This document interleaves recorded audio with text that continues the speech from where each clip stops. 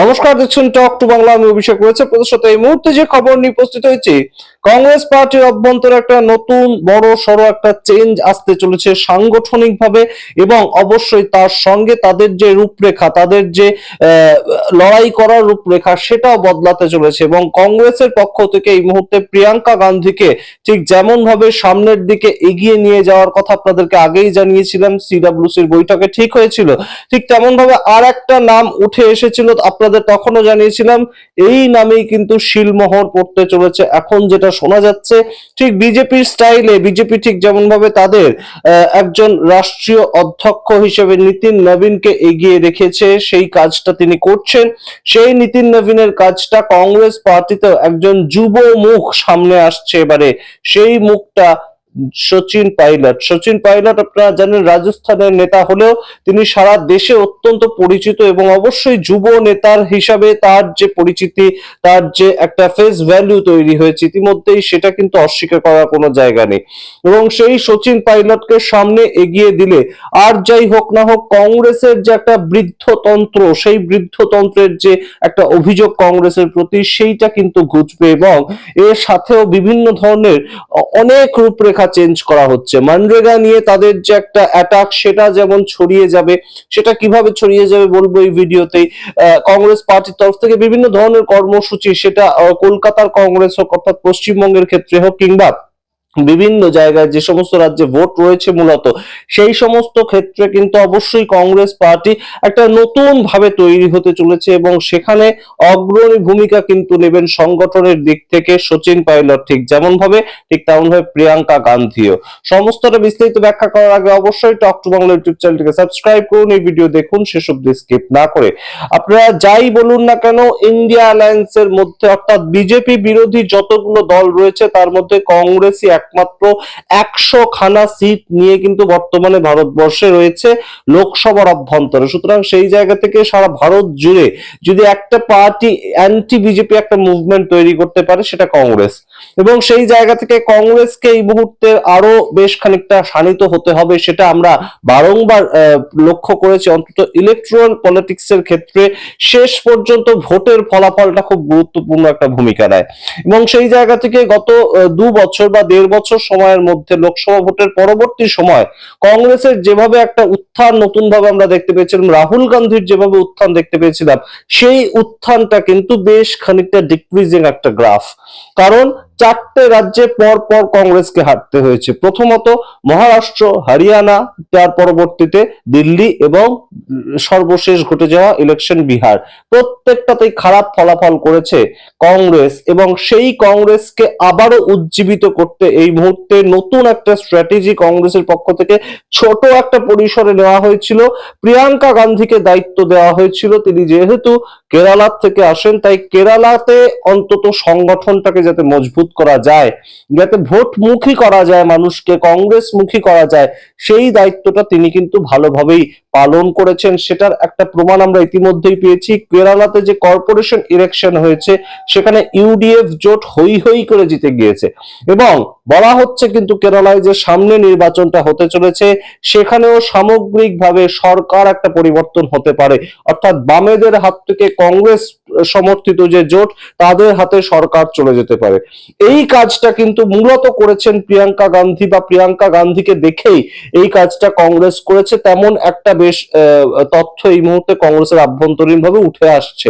এবারে আপনাদেরকে বলি, এই মুহূর্তে কংগ্রেস ঠিক করেছে যে সারা দেশটাকে 4 ভাগে ভাগ করবে, অর্থাৎ উত্তর, দক্ষিণ, পূর্ব, পশ্চিম, এই 4 ভাগে ভাগ করে একদম কিছু রাজ্য প্রিয়াঙ্কা গান্ধীর কাছে থাকবে, কিছু রাজ্য থাকবে সচিন পাইলটের কাছে, ঠিক তেমন ভাবেই কিছু রাজ্য থাকবে গৌরব গগৈয়ের কাছে, খুব গুরুত্বপূর্ণ একজন নেতা, আসাম জোরহাটের সাংসদ। আরো কিছু রাজ্য থাকবে অন্য কোনো সংগঠকের কাছে, সেই নাম এখনো প্রকাশিত হয়নি। এই 4 জনের মধ্যে ভাগ করে দেওয়া হবে এই যুব 4 জন, একদম যুব মুখ। সেটা খুব গুরুত্বপূর্ণ। আরেকটা কি গুরুত্বপূর্ণ বিষয়, সচিন পাইলটকে এই মুহূর্তে যদি একদম অধ্যক্ষের জায়গায় সারা ভারত ভারতবর্ষে বসিয়ে দেয় কংগ্রেস, তাহলে কি প্রতিষ্ঠিত হবে?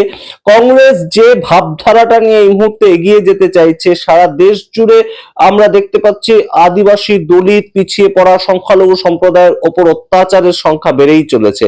সেটা হরিওম বাল্মীকি উত্তরপ্রদেশের ঘটনা হোক কিংবা বিআর গাওয়াই, একদম দেশের সর্বোচ্চ ন্যায়ালয়ের সর্বোচ্চ বিচারপতি যিনি ছিলেন, তাকে জুতো ছোড়া হয়েছিল, সেই ঘটনাই হোক না কেন, সমস্ত দিক থেকেই আমরা দেখতে পাচ্ছি যে দলিতরা কিংবা পিছিয়ে পড়া আদিবাসী সম্প্রদায় এবং সংখ্যালঘু সম্প্রদায় তারা বেশ খানিকটা চাপেই রয়েছে এই মুহূর্তে। সেই নিয়ে কয়েকদিন আগে দ্য নিউ ইয়র্ক টাইমস বলে যে পত্রিকা, সেখানে বিশাল বড় করে একটা আরএসএস কিভাবে ক্যাপচার করছে সোসাইটিটাকে, সেই নিয়ে একটা বিস্তারিত রিপোর্ট বেরিয়েছিল, আপনাদের সামনে রেখেছিলাম।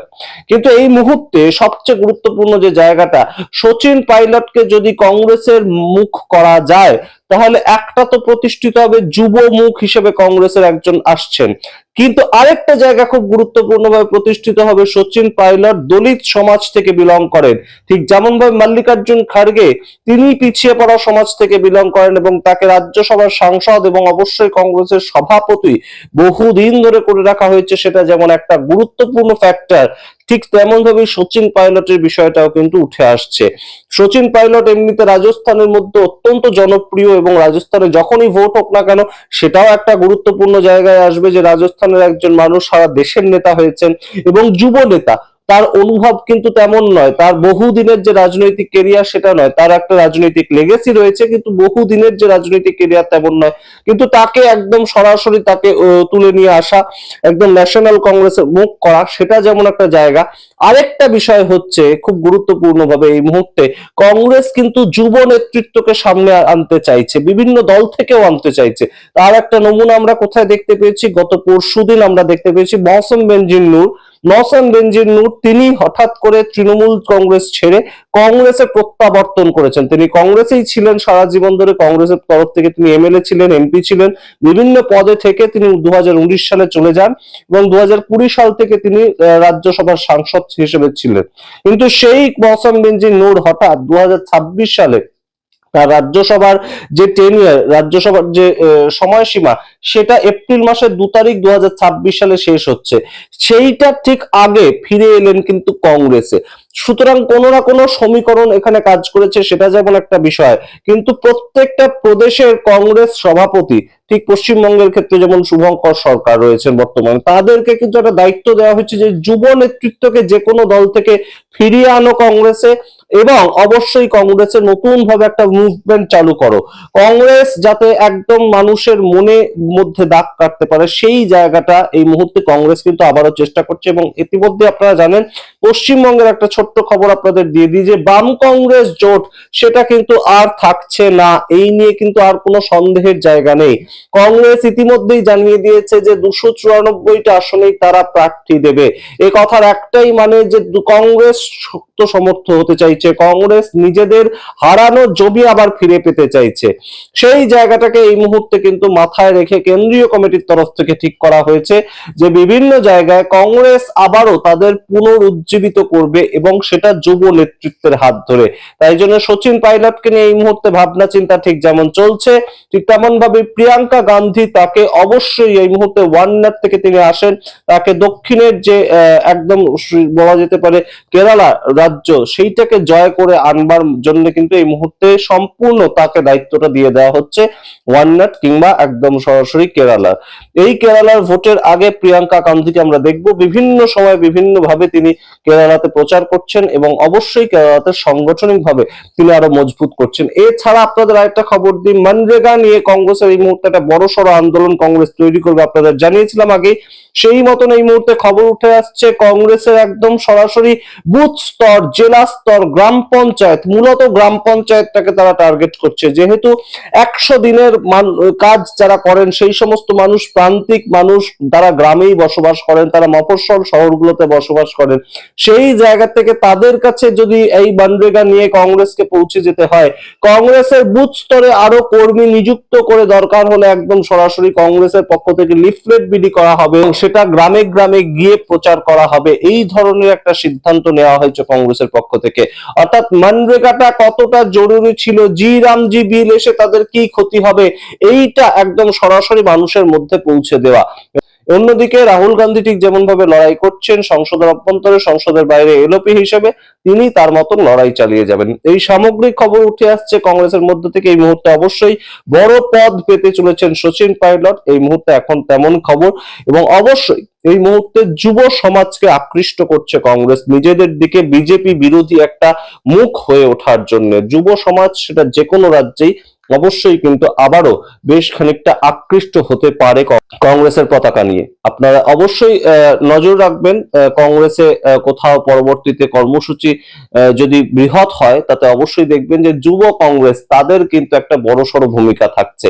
এবং আমরা ইতিমধ্যেই দেখেছি সারা দেশ জুড়ে ভোট চুরি যখন স্লোগানটা রাহুল গান্ধী তুলেছিলেন, সেটা নিয়ে বীভৎস প্রচার করেছিল, সেটাও কিন্তু যুব কংগ্রেস। সুতরাং যুবদের সামনে এগিয়ে দিয়ে একদম সোনিয়া গান্ধী, মল্লিকার্জুন খাড়গে কিংবা জয়রাম রমেশদের মতন মানুষেরা পেছন থেকে গাইড করবেন। পশ্চিমবঙ্গের ক্ষেত্রে অধীর চৌধুরী, শুভঙ্কর সরকাররা পেছন থেকে গাইড করবেন। সেই কাজটা এই মুহূর্তে কংগ্রেসের একটা ভাবনা চিন্তা। এবং যার একটা ফসল হিসেবে উঠে আসছেন প্রিয়াঙ্কা গান্ধী, যার একটা ফসল হিসেবে উঠে আসছেন সচিন পাইলট। আপনাদের জানালাম পুরোটা, অবশ্যই কমেন্ট বক্সে কমেন্ট করুন। আরেকটা খুব গুরুত্বপূর্ণ পয়েন্ট, অবশ্যই সচিন পাইলটকে রাখলে সেটা কিন্তু যে গান্ধী পরিবারের মধ্যেই সম্পূর্ণ ক্ষমতারা কুক্ষিগত করে রাখা কংগ্রেস, সেই দুর্নাম থেকেও তারা কিন্তু বেশ খানিকটা বেরিয়ে আসতে পারবে। আপনাদের মতামত দেখার অপেক্ষায় রইলাম। দেখতে থাকুন টক টু বাংলা। অবশ্যই টক টু বাংলা ইউটিউব চ্যানেলকে সাবস্ক্রাইব করে দিন। ধন্যবাদ।